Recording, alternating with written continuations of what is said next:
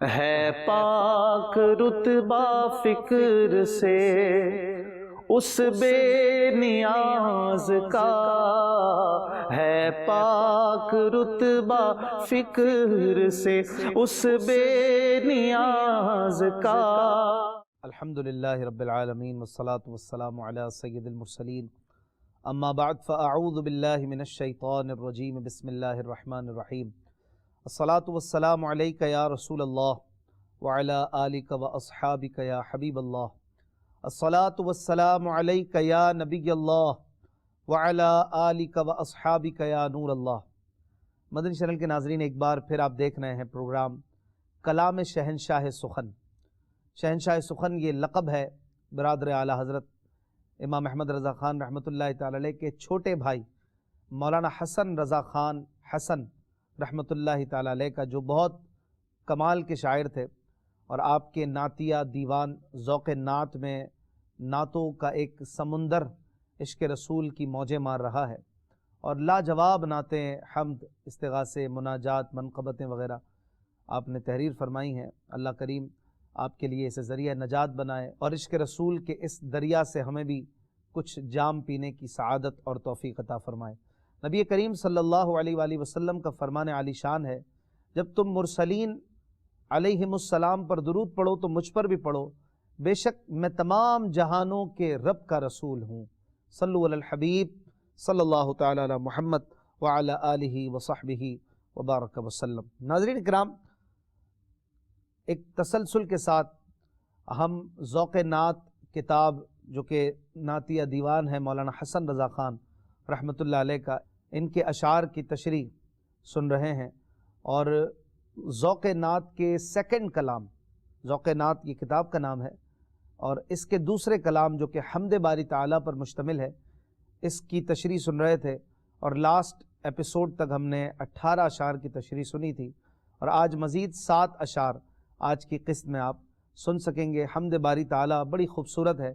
فکر اسفل ہے میری، مرتبہ اعلیٰ تیرا، وصف کیا خاک لکھے، خاک کا پتلا تیرا۔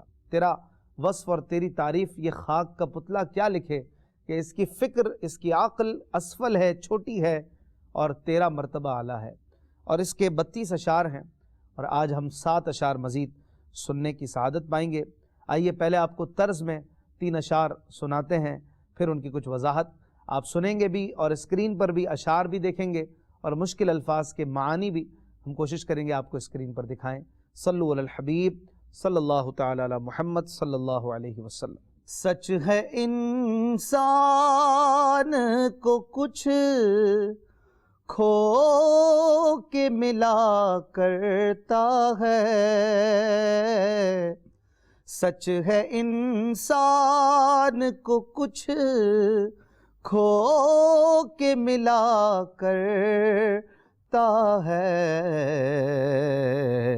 آپ کو کھو کے تجھے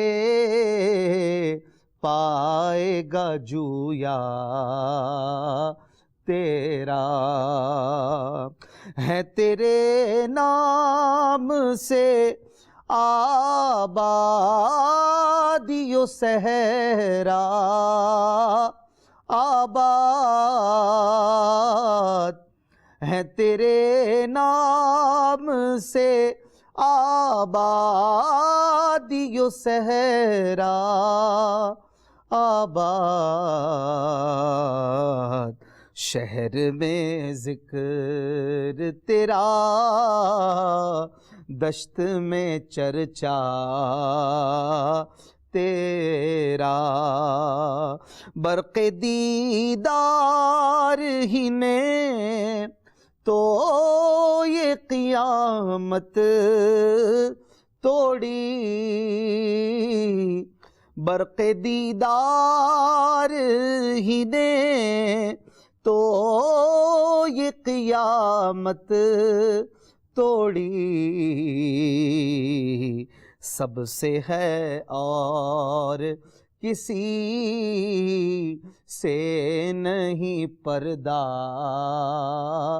تیرا۔ آئیے اب ان 3 اشعار کی کچھ تشریح اور وضاحت آپ کی گوش گزار کرتے ہیں۔ صلو علی الحبیب صلی اللہ تعالی علی محمد صلی اللہ علیہ وسلم۔ ناظرین اکرام، آپ نے 3 اشعار سنے طرز کے ساتھ۔ طرز میں سنتے ہیں بڑا مزہ آتا ہے، لیکن کئی اشعار ایسے بھی ہوں گے آپ سوچ رہے ہوں گے کہ سر کے اوپر سے جا رہے ہیں، سمجھ نہیں آتے، لیکن ہم سمجھانے کے لیے ہی تو یہ پروگرام کر رہے ہیں کہ آپ سمجھیں کہ ہمارے بزرگوں نے کیا کیا لکھ ڈالا، کیسی کیسی باتیں کہیں، اور کیسی کیسی کیفیات اور وجدان ان کے اندر ہوتا تھا، اور خاص کر حمد کے معاملے میں کہ اللہ تبارک و تعالیٰ کی تعریف و توصیف اور اس کی شان کا بیان تو بڑی ہی احتیاط والی راہ بھی ہوتی ہے، اور ساتھ ہی ساتھ بڑا ہی ایک عظیم قدرت اور شان والا معاملہ بھی نظر آتا ہے۔ 19، 20 اور 21واں شعر آپ نے ابھی سنا، اور پہلا شعر یہ تھا: سچ ہے انسان کو کچھ کھو کے ملا کرتا ہے، آپ کو کھو کے تجھے پائے گا جویا تیرا۔ کھو کے ملنا، اس کا مطلب ہے قربانی دے کر کچھ پانا۔ کھو کے ملا کرنا ایک واضح سی بات ہے، محاورتاً بھی استعمال ہوتا ہے کہ انسان کھوتا ہے تو کچھ پاتا ہے، اور ہر چیز کے لیے، ہر کامیابی کے لیے کچھ نہ کچھ قربانی دینی پڑتی ہے۔ میٹرک بھی کرتا ہے تو 10 سال لگ جاتے ہیں، انٹر کرتا ہے مزید 2 سال لگ جاتے ہیں، گریجویشن کرتا ہے مزید 2 سال لگ جاتے ہیں، ڈاکٹریٹ کرتا ہے، قربانیوں پہ قربانی ہے، سال پر سال، اور محنت پہ محنت لگتی ہے تو بندہ جا کر کچھ بنتا ہے۔ عالم بننے کے لیے بھی محنت لگتی ہے، حافظ بننے کے لیے بھی محنت لگتی ہے، تو ولی اللہ بننے کے لیے، اللہ کا پیارا بننے کے لیے اور اس کا پسندیدہ بننے کے لیے بھی کچھ نہ کچھ محنت تو لگتی ہے۔ اللہ کی کرم نوازی بھی شامل حال ہوتی ہے، لیکن کچھ کھو کے بندہ کچھ پاتا ہے۔ کہتے ہیں سچ ہے انسان کو کچھ کھو کے ملا کرتا ہے، آپ کو کھو کے تجھے پائے گا جویا تیرا۔ آپ کو سے یہاں مراد خود کو، اپنے آپ کے لیے یہاں پر لفظ ہے آپ کو کھونا یعنی خود کو کھونا۔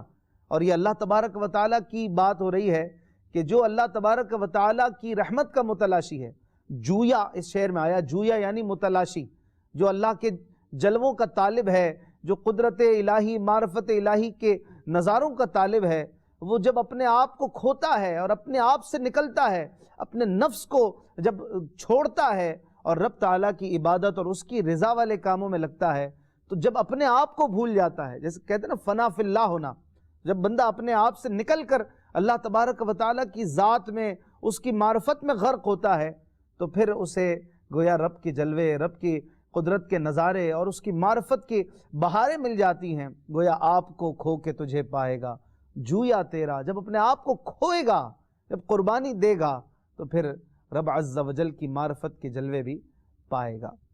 یہ بات ہے، یقیناً اللہ تبارک و تعالیٰ کی راہ کی طرف چلنا یہ ایک منزل ہے، ایک دشوار گزار معاملہ ہے، اور اللہ تعالیٰ جس کے لیے چاہے اسے آسان کر دے۔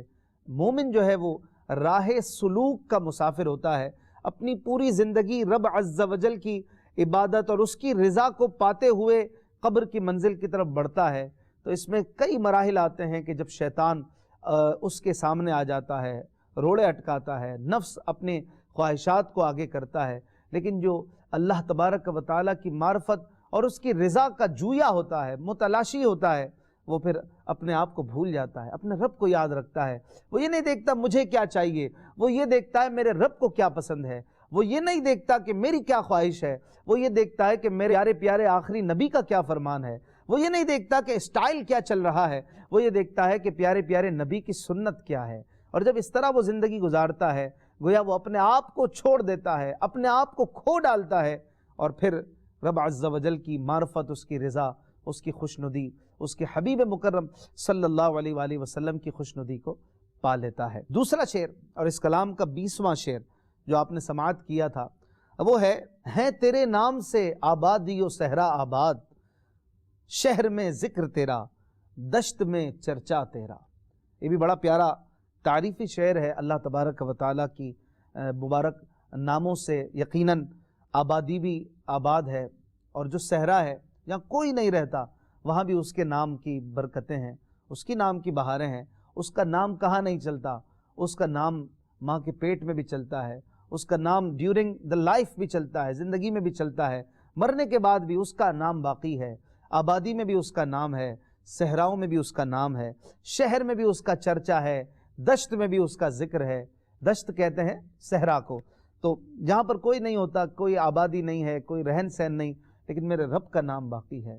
جہاں لوگ ہیں وہاں بھی رب کا نام ہے، جہاں لوگ نہیں ہیں وہاں بھی اللہ کا نام ہے، تو اللہ کا نام ہی ہے اور اسی کا نام رہے گا۔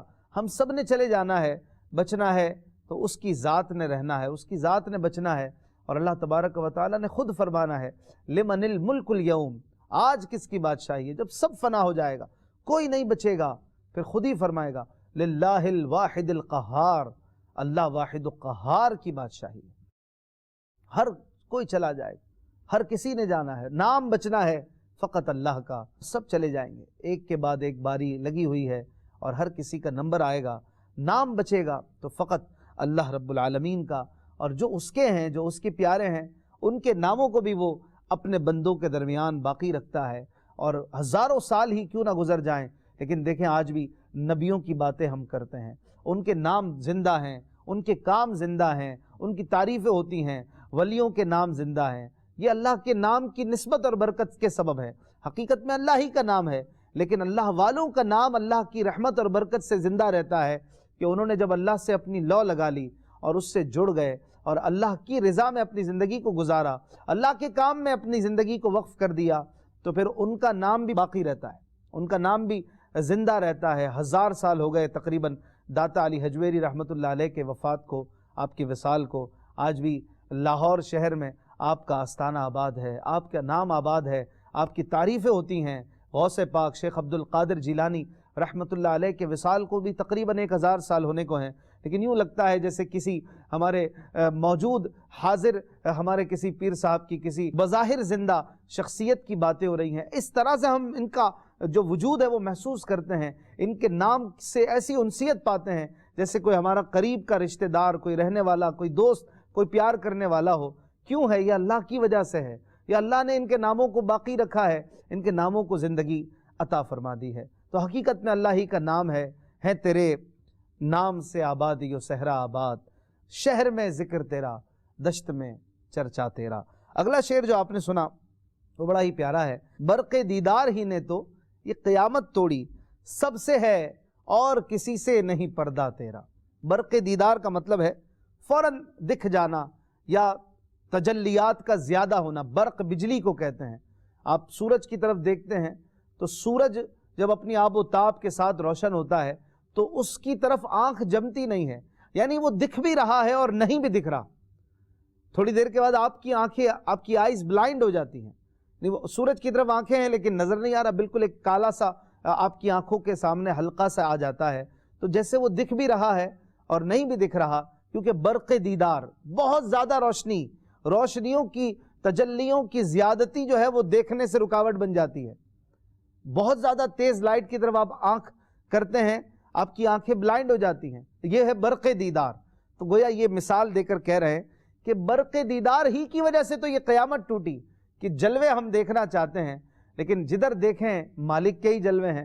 جہاں کوئی اچھی چیز دیکھتے ہیں رب کی شان دکھتی ہے، آبشار ہوں، سمندر ہوں، دریا ہوں، صحرا ہوں، کوئی بھی چیز دیکھ لیجئے، پہاڑوں کو دیکھیے، کھانے کو دیکھیے، پانی کو دیکھیے، جہاں دیکھیے رب کے جلوے ہیں، اللہ تبارک و تعالیٰ کی قدرت کے کرشمے نظر آتے ہیں۔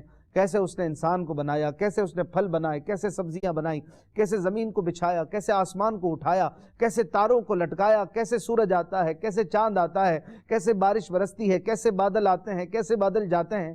یہ سارا نظام کائنات گویا رب عز و جل کے جلوے ہی تو ہیں۔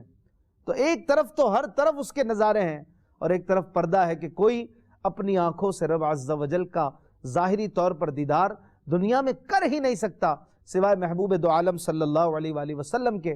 تو یہ ہے برق دیدار، کہ برق دیدار ہی نے تو یہ قیامت توڑی، سب سے ہے اور کسی سے نہیں پردہ تیرا۔ ایک طرف تو پردہ ہے کہ کوئی جلوہ دیکھ نہیں سکتا، سر کی آنکھوں سے زیارت نہیں کر سکتا اللہ کی، اور ایک طرف ہے کہ کسی سے پردہ نہیں ہے، جہاں دیکھو رب کے جلوے ہیں، جدھر شان دیکھو، جدھر اچھی چیز دیکھو تو ادھر رب عز و جل کی ذات پاک کے جلوے نظر آتے ہیں کہ ایسا ہے میرا خدا، ایسا کمال کا ہے میرا رب عز و جل۔ یہ 3 اشعار کی وضاحت پیش کرنے کی سعادت پائی ہے۔ آئیے مزید کچھ اشعار آپ کو سناتے ہیں طرز میں، آپ سنیے، سمجھ نہ آئے پھر بھی جھومیے، مل کے پڑھیے ہو سکے تو، پھر انشاءاللہ اس کی کچھ وضاحت بھی پیش کرنے کی کوشش کروں گا۔ صلو علی الحبیب صلی اللہ تعالی علی محمد صلی اللہ علیہ وسلم۔ آمدِ حشر سے ایک عید ہے مشتاقوں کو، آمدِ حشر سے ایک عید ہے مشتاقوں کو، اسی پردے میں تو ہے جلوہ زیبا تیرا، سارے عالم کو تو مشتاق تجلی پایا، سارے عالم کو تو مشتاق تجلی پایا، پوچھنے جائیے اب کس سے ٹھکانا تیرا، طور پر جلوہ دکھایا ہے تمنائی کو، طور پر جلوہ دکھایا ہے تمنائی کو، کون کہتا ہے کہ اپنوں سے ہے پردہ تیرا، کام دیتی ہے یہاں دیکھیے کس کی آنکھیں، کام دیتی ہے یہاں دیکھیے کس کی آنکھیں، دیکھنے کو تو ہے مشتاق زمانہ تیرا۔ 4 اشعار آپ نے سماعت کیے، اب آئیے ان 4 اشعار کی زبردست وضاحت اور کچھ تشریح آپ کے گوش گزار کرتے ہیں۔ صلو علی الحبیب صلی اللہ تعالی علی محمد صلی اللہ علیہ وسلم۔ ناظرین اکرام، مزید 4 اشعار آپ کو سنائے گئے، طرز میں آپ نے سنا، طرز میں سننے کا اپنا مزہ ہے، طرز میں سنتے ہیں تو ایک لطف آتا ہے، لیکن سمجھ میں بھی آئے یہ ضروری نہیں، اور خاص کر شہنشاہ سخن مولانا حسن رضا حسن کے اشعار میں بڑی باریکی، بڑی گہرائی ہوتی ہے، اور پھر حمد کی بات ہو، حمد باری تعالی ہو، تو پھر اس میں اور زیادہ گہرائی میں سمجھتا ہوں کہ آ جاتی ہے۔ 4 اشعار کو مزید واضح کرنے کی کوشش کروں گا۔ 22واں، 23واں، 24واں اور 25واں شعر آپ نے فکر اسفل ہے میری مرتبہ اعلیٰ تیرا، اس حمد کے ابھی طرز میں سنیں۔ کہتے ہیں، جو آپ نے شعر سنا پہلا، اس میں کہتے ہیں آمد حشر سے ایک عید ہے مشتاقوں کو، اسی پردے میں تو ہے جلوہ زیبا تیرا۔ یہ کہہ رہے ہیں کہ حشر کے دن اللہ کے پیاروں کو اللہ تبارک و تعالیٰ کے جلوے دیکھنے کو ملیں گے۔ اس پورے کلام میں آپ کو ایک چیز محسوس ہوگی کہ بار بار اللہ پاک کے جلوے دیکھنے اور اس کے متعلق بات ہو رہی ہے۔ یہ ایک ڈیفرنٹ قسم کی حمد ہے، شاید آپ نے اس قسم کی حمد باری تعالیٰ کسی بھی شاعر سے نہ سنی ہو، ایک ڈیفرنٹ قسم کی حمد ہے، اور یہ اس طرف بھی اشارہ ہے کہ جب کسی کو کسی سے پیار ہوتا ہے نا، وہ اسے دیکھنا چاہتا ہے۔ آپ کسی سے فون پہ بات کرتے ہوں، کوئی بڑا ہی عظیم بندہ ہو، بڑی خوبصورت باتیں کرتا ہو، آپ کے دل میں اس کی باتیں اتر جاتی ہوں، آپ کو اس سے بڑی محبت ہو، آپ نہیں چاہیں گے کہ وہ آپ کو دکھے بھی، آپ اس کے جلوے بھی دیکھیں، آپ اس کا نظارہ بھی کریں، آپ اس کو سر کی آنکھوں سے دیکھیں۔ رب تبارک و تعالیٰ سے جسے محبت ہوتی ہے تو پھر وہ اس کے کلام کی چاشنی میں ڈوب جاتا ہے، قرآن پڑھتا ہے تو گم ہو جاتا ہے۔ پھر جلوے دیکھنے کی بات بھی نیچرل ہے کہ میں اس عظیم ہستی کا جلوہ بھی تو دیکھوں، جیسے کہ موسیٰ علیہ السلام نے بھی تمنا کی تھی۔ دنیا میں تو کوئی بھی بندہ سر کی آنکھوں سے رب تبارک و تعالیٰ کا دیدار نہیں کر سکتا سوائے حبیب مکرم صلی اللہ علیہ وآلہ وسلم کہ آپ کی ایک ایکسیپشن ہے، آپ کو لامکان بلا کر اللہ تعالیٰ نے اپنے جلوے دکھائے معراج کی رات۔ تو کہہ رہے ہیں کہ ایک وہ دن بھی ہوگا کہ جب اللہ تبارک و تعالیٰ اپنے پیاروں کو، مومنوں کو، نمازیوں کو، اپنے پیارے بندوں کو اپنا دیدار کرائے گا، اور ایسی بشارتیں ملتی ہیں، روایتوں میں ملتا ہے کہ اللہ تعالیٰ اپنے پیارے بندوں کو اپنا جلوہ دکھائے گا، اور ہزاروں سال، دنیاوی طور پر ہزاروں سال وہ اللہ تعالیٰ کے جلووں میں گم ہو جائیں گے، انہیں کوئی چیز یاد نہ رہے گی، جنت کی نعمتیں تک بھول جائیں گے۔ اللہ تبارک و تعالیٰ کے جلووں میں، اس کے نظاروں میں وہ ایک مزہ ہوگا کہ وہ اس میں گم ہو جائیں گے، ان جلووں کے علاوہ اور کوئی چیز انہیں نظر نہ آئے گی اور کوئی چیز یاد نہ رہے گی۔ تو وہ دن کب آئے گا؟ کہہ رہے ہیں آمد حشر سے، ایک عید ہے مشتاقوں کو۔ مشتاق یعنی جو جلوے دیکھنے کا شوق رکھتے ہیں، چاہتے ہیں کہ اللہ تبارک و تعالیٰ کی زیارت کریں۔ آمد حشر سے کہ حشر کا دن آنے والا ہے۔ ہم جیسا گناہگار تو پریشان ہوتا ہے کہ ہمارا بنے گا کیا، ہمارے پاس تو کوئی کام ہی نہیں ہے، کوئی نیکی نہیں ہے، ہمارا کیا بنے گا۔ لیکن جو اللہ والے ہیں ان کی بات کر رہے ہیں کہ آمد حشر سے ایک عید ہے مشتاقوں کو، ان مشتاقان دید الہی کے لیے تو عید کا دن ہے گویا کہ ان کی آرزو پوری ہونے والی ہے، اور اس دن کا وہ گویا انتظار کر رہے ہیں۔ کیوں؟ اسی پردے میں تو ہے جلوہ زیبا تیرا، وہی دن تو ہے کہ جب پردہ اٹھ جائے گا اور اے مالک تیرا پیارا پیارا جلوہ زیبا، زیبا یعنی خوبصورت، جلوہ زیبا خوبصورت جلوہ، پاکیزہ جلوہ دیکھنے کو ملے گا، اور تیرے بندے تیرے جلووں سے لطف اندوز ہوں گے۔ تو وہ دن جو ہے انشاءاللہ اللہ تبارک و تعالیٰ کے کرم سے بندوں کے لیے عید کے دن کے طور پر بھی ہوگا کہ جلوے دکھائے جائیں گے، اور یہ اللہ والوں کی شان ہوگی۔ اللہ پاک ہم پر بھی کرم فرمائے اور اپنے نبی علیہ الصلاۃ والسلام کے صدقے ہمیں بھی جلوے دکھائے، اور ہماری آنکھوں میں بھی وہ تاثیر ہو، وہ کام ہم کریں، اپنی آنکھوں کو، اپنے دیگر اعضاء کو اس کی رضا کے مطابق گزاریں کہ پھر یہ آنکھیں اس کے جلوے دیکھنے کے قابل ہوں۔ اعلیٰ حضرت امام احمد رضا خان رحمۃ اللہ علیہ لکھتے ہیں نا ایک جگہ پر، کل تو دیدار کا دن اور یہاں، کل تو دیدار کا دن اور یہاں آنکھ بیکار ہے۔ کیا ہونا ہے؟ آنکھ ہی بیکار ہے، آنکھ نے وہ کام ہی نہیں کیے کہ جلوے دیکھنے کے قابل ہو۔ تو اچھے کام بھی کرنے ہیں، اپنے آنکھوں کو گناہوں سے بچانے کی کوشش کرنی ہے۔ اللہ عمل کی توفیق عطا فرمائے۔ اگلا شعر جو آپ نے سنا تھا اس کلام کا 23rd شعر، کہتے ہیں سارے عالم کو تو مشتاق تجلی پایا، سارے عالم کو تو مشتاق تجلی پایا، پوچھنے جائیے اب کس سے ٹھکانہ تیرا۔ کہہ رہے ہیں کہ مشتاق تجلی یعنی دیدار کا منتظر، جس بندے کے پاس جاتا ہوں، جس اللہ والے کے پاس جاتا ہوں، سب کے سب مشتاق تجلی ہیں، سبھی چاہتے ہیں وہ جلوے دیکھ لیں، زیارت کر لیں۔ اب راستہ تو وہ بتائے نا کہ جس نے خود دیکھی ہوئی ہو منزل۔ اب جو خود مشتاق تجلی ہے، جو خود مشتاق دیدار ہے، جو خود شوق رکھتا ہے کہ میں بھی منزل پر پہنچوں، وہ دوسرے کو تو ظاہر ہے کہ نہیں پہنچا سکتا۔ تو کہہ رہے سارے عالم کو تو مشتاق تجلی پایا، سب کے سب تیرے دیوانے ہیں، تیرے بندے ہیں، اور سب تیرا جلوہ دیکھنا چاہتے ہیں۔ اب میں کس کے ذریعے اس منزل پر پہنچوں کہ جلوے دیکھ پاؤں؟ حقیقت تو یہ ہے کہ دنیا میں یہ جلوے ظاہری سر کی آنکھوں سے نہیں دیکھے جا سکتے۔ یہی بات کہہ رہے ہیں کہ پوچھنے جائیے اب کس سے ٹھکانہ تیرا۔ پھر اگلے شعر میں کہتے ہیں، 24واں شعر ہے اس کلام کا، کہ طور پر جلوہ دکھایا ہے تمنائی کو، کون کہتا ہے کہ اپنوں سے ہے پردہ تیرا۔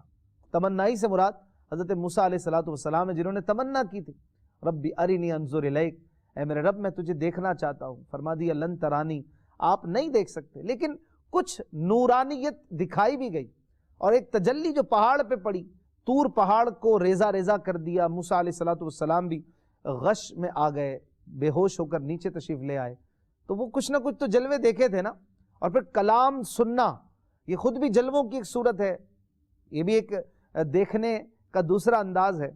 کلام کے ذریعے بھی کچھ نہ کچھ امیجنیشن ہوتی ہے، کچھ نہ کچھ جلوے بندہ دیکھ سکتا ہے گویا دل کی آنکھوں سے۔ تو فرماتے ہیں طور پر جلوہ دکھایا ہے تمنائی کو، اس تمنائی کو، اس اپنے پیارے موسیٰ علیہ السلام کو طور پر، اے میرے مالک تو نے جلوے دکھائے تو صحیح، کون کہتا ہے کہ اپنوں سے ہے پردہ تیرا۔ اپنے جو ہوتے ہیں پھر انہیں جلوے دکھائے جاتے ہیں، اور خواب میں اللہ تبارک و تعالیٰ کی زیارت ممکن ہے۔ اور ایسے بزرگان دین کے قصے ملتے ہیں کہ جنہیں اللہ تبارک و تعالیٰ کی زیارت ہوتی تھی، خواب میں وہ اللہ پاک کے جلوے دیکھتے تھے اور اللہ تبارک و تعالیٰ کے جلووں سے مستفیض ہوتے تھے۔ تو یہ شان ہے اللہ کے پیاروں کی، کون کہتا ہے کہ اپنوں سے ہے پردہ تیرا۔ اس کے بعد جو آپ نے شعر سنا 25واں شعر اس کلام کا، کہتے ہیں کام دیتی ہیں یہاں دیکھیے کس کی آنکھیں، دیکھنے کو تو ہے مشتاق زمانہ تیرا۔ کہہ رہے ہیں کہ جب جلوے دیکھنے کی باری آتی ہے، ویسے تو پورا زمانہ جو اللہ کا بندہ ہے وہ شوق رکھتا ہے کہ اللہ کے جلوے بھی دیکھے، زیارت کرے، لیکن دیکھیے کس کی آنکھیں کام کرتی ہیں۔ اب اس شعر کے دو مطلب ہو سکتے ہیں، ایک تو یہ کہ یہ قیامت کے حوالے سے کہہ رہے ہیں کہ دیکھیے قیامت کے دن کس کی آنکھیں کام کرتی ہیں، کون اللہ کا پیارا ہے جو مومن نیک اللہ کا پسندیدہ ہوگا اور جنت کی طرف بڑھے گا، اللہ کو خوش کر کے جائے گا، اللہ کی رحمت اس پر ہوگی، تو پھر اس کی آنکھیں گویا کام کریں گی اور وہ جلوے دیکھے گا، دیدار الہی سے مشرف ہوگا۔ تو گویا یہ کہہ رہے ہیں کہ دیکھیں کس کی آنکھیں کام دیتی ہیں۔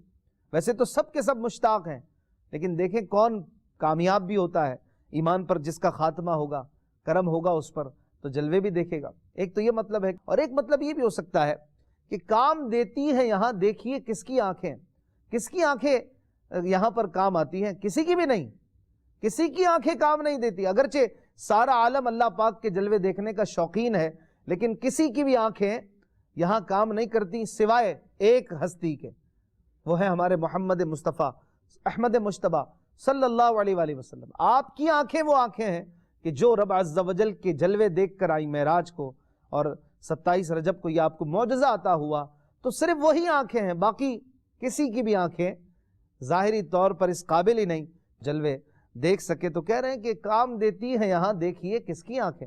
یہ سوال ہے، لیکن سوال میں ہی جواب ہے کہ کسی کی بھی آنکھیں کام نہیں دیتی ہیں اس جگہ پر کہ جب جلوے باری تعالیٰ کے نظارے ہوں تو کون جلوے دیکھ سکتا ہے، کسی کی آنکھ میں اتنی طاقت ہی نہیں۔ تو یہ کچھ اس طرح کا مفہوم اس میں سمجھ آتا ہے۔ یاد رکھیے کہ یہ ڈسکلیمر ہم ہر دفعہ ہی کہنے کی کوشش کرتے ہیں کہ شاعر کے شعر سے جو مراد ہے حقیقتاً تو وہ خود ہی جانتا ہے، حقیقتاً تو وہ خود ہی جانتا ہے، جو شاعر ہے اسی کو پتا ہے اس نے اس سے کیا مراد لی۔ ہم تو کچھ اس کی وہ وضاحت کرتے ہیں جو ہماری چھوٹی سی فہم، چھوٹی سی عقل میں آ رہا ہے اور جو سمجھ آ رہا ہے تو وہ بتانے کی کوشش کرتے ہیں۔ ہو سکتا ہے شاعر نے اور بھی کچھ مرادیں اور بھی کچھ معنی اس سے لیے ہوں جو وہی جانتے ہیں۔ بہرحال اللہ پاک ان بزرگوں کی محبت الہی اور عشق باری تعالیٰ سے ہمیں بھی کچھ حصہ مل جائے اور ہم بھی اللہ سے محبت کریں، اللہ سے پیار کریں۔ حقیقتاً پیار تو ہے ہی اسی کے لیے، حقیقی محبت ہے ہی اسی کے لیے، باقی ساری محبتیں بیکار ہیں۔ محبت ہے ہی وہ جو اس کے لیے کی جائے یا اس سے کی جائے، اور اسی میں ہمارے لیے کامیابی ہے۔ اللہ پاک سے دعا ہے کہ ان باتوں پر عمل کی بھی توفیق دے۔ اس کلام کے مزید اشعار انشاءاللہ زندگی رہی تو اگلے پروگرام میں آپ کے سامنے پیش کریں گے۔ اپنا خیال رکھیے گا۔ صلو علی الحبیب صلی اللہ تعالی علی محمد صلی اللہ علیہ وسلم۔ ہے پاک رتبہ فکر سے اس بے نیاز کا، ہے پاک رتبہ فکر سے اس بے نیاز کا۔